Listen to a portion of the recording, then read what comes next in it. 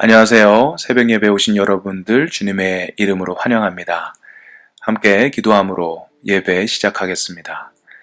사랑의 하나님 감사합니다. 새 하루를 허락하심에 감사하고 주님께 예배할 수 있어서 감사하고 어려운 시간이지만 주님을 의지할 수 있어서 감사합니다. 주님만이 저희의 힘과 능력됨을 고백하며 주님께 겸손히 나아가길 원합니다. 이 시간 저희들의 마음이 온전히 열리게 하시고 그래서 주님의 음성을 온전히 듣기를 소원합니다. 성령의 기름을 부어 주시고 이 시간 인도하여 주시옵소서. 감사드리며 예수 그리스도의 이름으로 기도드립니다. 아멘. 오늘 저에게 주신 하나님의 말씀은 열왕기하 3장 1절에서 12절까지 말씀입니다. 제가 주님의 말씀 봉독하도록 하겠습니다. 유다의 여호사밧 왕 18째 해에 아합의 아들 여호람이 사마리아에서 이스라엘을 12해 동안 다스리니라. 그가 여호와 보시기에 악을 행하였으나 그의 부모와 같이 하지는 아니하였으니 이는 그가 그의 아버지가 만든 바알의 주상을 없이 하였음이라. 그러나 그가 느밧의 아들 여로보암이 이스라엘에게 범하게 한 그 죄를 따라 행하고 떠나지 아니하였더라. 모압 왕 메사는 양을 치는 자라. 새끼 양 10만 마리의 털과 숫양 10만 마리의 털을 이스라엘 왕에게 바치더니 아합이 죽은 후에 모압 왕이 이스라엘 왕을 배반한지라. 그때에 여호람 왕이 사마리아에서 나가 온 이스라엘을 둘러보고 또 가서 유다의 왕 여호사밧에게 사신을 보내 이르되 모압 왕이 나를 배반하였으니 당신은 나와 함께 가서 모압을 치시겠느냐 하니 그가 이르되 내가 올라가리이다. 나는 당신과 같고 내 백성은 당신의 백성과 같고 내 말들도 당신의 말들과 같으니이다 하는지라.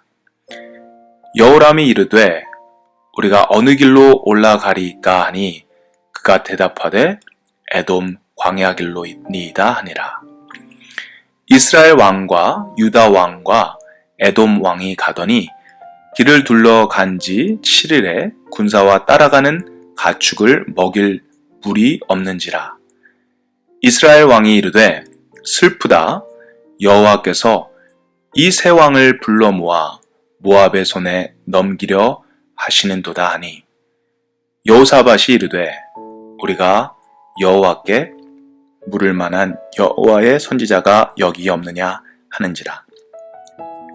이스라엘 왕의 신하들 중에 한 사람이 대답하여 이르되 전에 엘리야의 손에 물을 붓던 사밧의 아들 엘리사가 여기 있나이다 하니 여호사밧이 이르되 여호와의 말씀이 그에게 있도다 하는지라.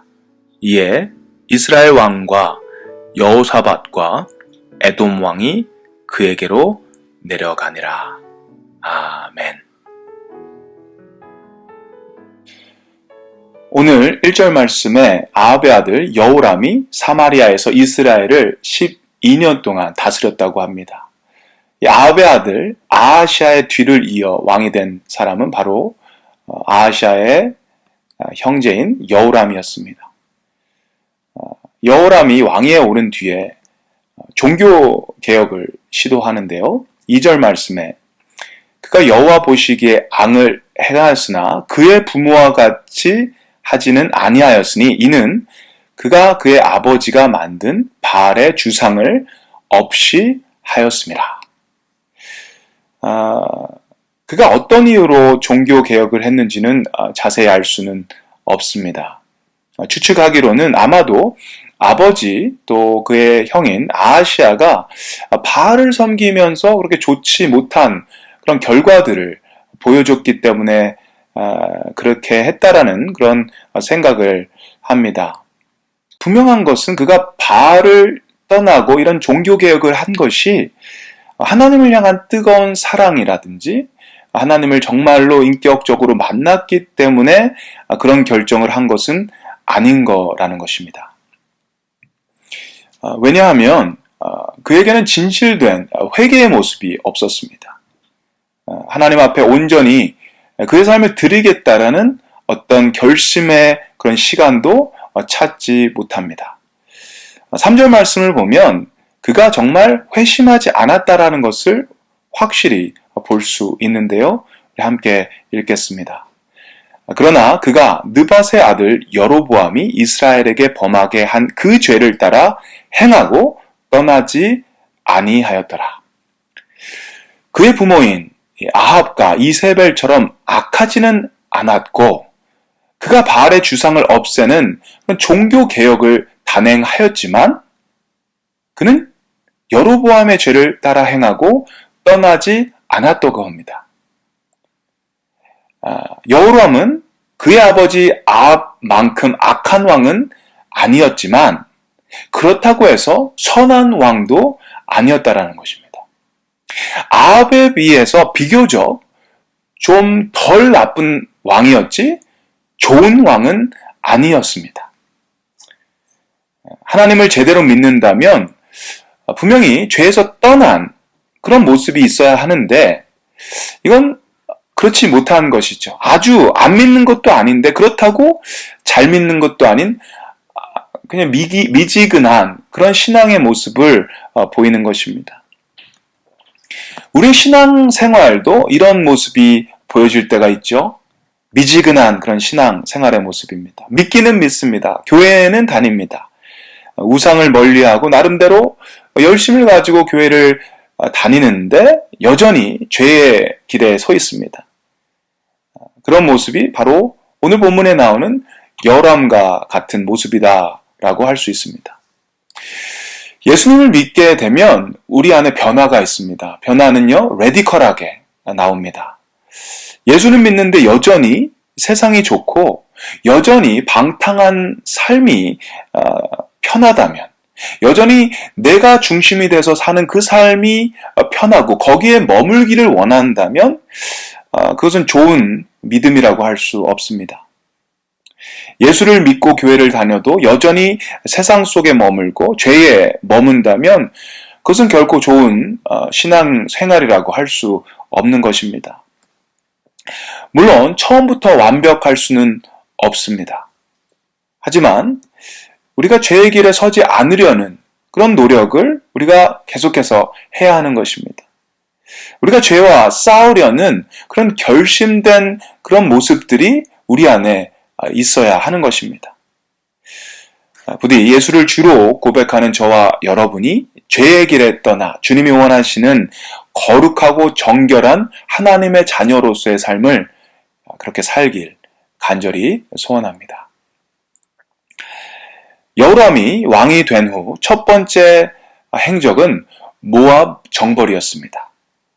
모압은요, 아합이 죽은 후에 이스라엘을 배반했다고 합니다. 그리고 여호람은 유다의 왕 여호사밧에게 사신을 보내서 이 모압을 함께 치자고 부탁합니다. 7절 말씀입니다. 또 가서 유다의 왕 여호사밧에게 사신을 보내 이르되 모압 왕이 나를 배반하였으니 당신은 나와 함께 가서 모압을 치시겠느냐 하니 그가 이르되 내가 올라가리이다. 나는 당신과 같고 내 백성은 당신의 백성과 같고 내 말들도 당신의 말들과 같으니이다 하는지라.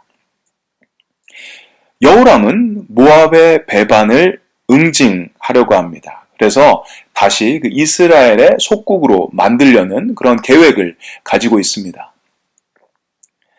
하지만 여기서도 여호람의 신앙의 수준을 우리가 볼 수 있습니다. 모압을 징벌하는 계획을 가지고 있는데 이 중대한 이 계획을 하나님께 얘기하지 않습니다. 먼저 유다의 왕 여호사밧에게 이것을 먼저 의뢰하는 모습을 볼 수가 있습니다. 하나님을 의지하는 대신에 남유다 왕 여호사밧에게 함께 도와서 이 모압을 치자라고 부탁합니다. 이런 모습도 역시 이 미지근한 신앙의 모습입니다. 하나님의 뜻을 먼저 찾기보다 사람의 뜻을 먼저 찾는 것입니다. 어떤 큰 결정을 할 때 믿음의 사람들은 제일 먼저 해야 되는 것이 사람의 이야기를 들으려고 하는 것보다 하나님의 이야기를 들으려고 주님께 엎드리고 주님의 말씀을 의지하는 것, 그것이 저희들 믿음의 사람들의 그런 모습입니다. 그런데 여호람은 그러지 않았습니다. 하나님을 믿는다고 했고 여러 가지 하나님을 믿는 사람의 모습은 있는데 그 안은 역시나 이 세상을 믿고 자기의 지혜를 믿고 세상의 힘을 믿는 그런 모습을 보여주는 것입니다. 하나님을 의지하지 않고 모압 정벌에 나선 이 여호람, 그리고 여호사밧의 이 연합군은 위기를 만나게 됩니다. 10절 말씀입니다. 이스라엘 왕이 이르되 슬프다. 여호와께서 이 세 왕을 불러 모아 모압의 손에 넘기려 하시는도다 하니 여호람은 슬프다고 합니다. 이유는 여호와께서 이들을 모압의 손에 넘기셨기 때문이라고 합니다. 이 또한 미지근한 그의 신앙을 보여주는 모습이라고 할 수 있습니다. 위기의 순간을 만날 때 슬프게 되고 좌절하게 되고 그리고 하나님을 원망하게 되고 이런 모습이 미지근한 신앙을 가진 사람들의 모습이라고 할 수 있습니다. 자신의 잘못을 보지 못하고 그래서 회개하지 않고 원망하는 것입니다. 그리고 좌절하는 것입니다. 하지만 그와 지금 함께 있는 여호사밧의 반응은 달랐습니다. 11절입니다. 여호사밧이 이르되 우리가 여호와께 물을 만한 여호와의 선지자가 여기 없느냐 하는지라. 이스라엘 왕의 신하들 중에 한 사람이 대답하여 이르되 전에 엘리야의 손에 물을 붓던 사밧의 아들 엘리사가 여기 있나이다 하니 여호사밧은 똑같은 위기의 순간에 하나님의 선지자를 찾았습니다. 이 어려운 시간에 필요한 것은 슬퍼하고 원망하는 것이 아니라 하나님의 말씀을 붙잡는 것이라고 그는 믿었기 때문입니다. 믿음이 있다는 것, 그리고 믿음이 없다는 것은 이런 어려운 순간, 위기의 순간 속에서 발견될 수 있습니다. 때로는 우리가 믿음이 있다고 생각하는데 위기의 순간을 보면 믿음이 없을 때도 있고요. 또 내가 믿음이 없다고 생각하는데 또 이런 순간을 만날 때 믿음이 있음을 발견할 때가 있습니다. 여러분은 위기의 순간을 맞이하실 때 어떻게 반응하십니까? 여러분이 감당하지 못하는 그 어려운 상황이 여러분에게 닥칠 때 여러분은 어떤 선택을 하십니까?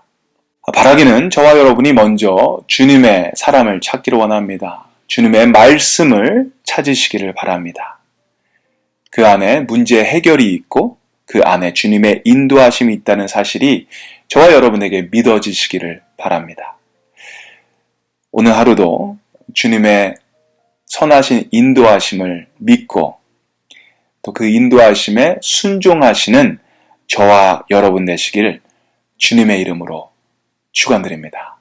아멘.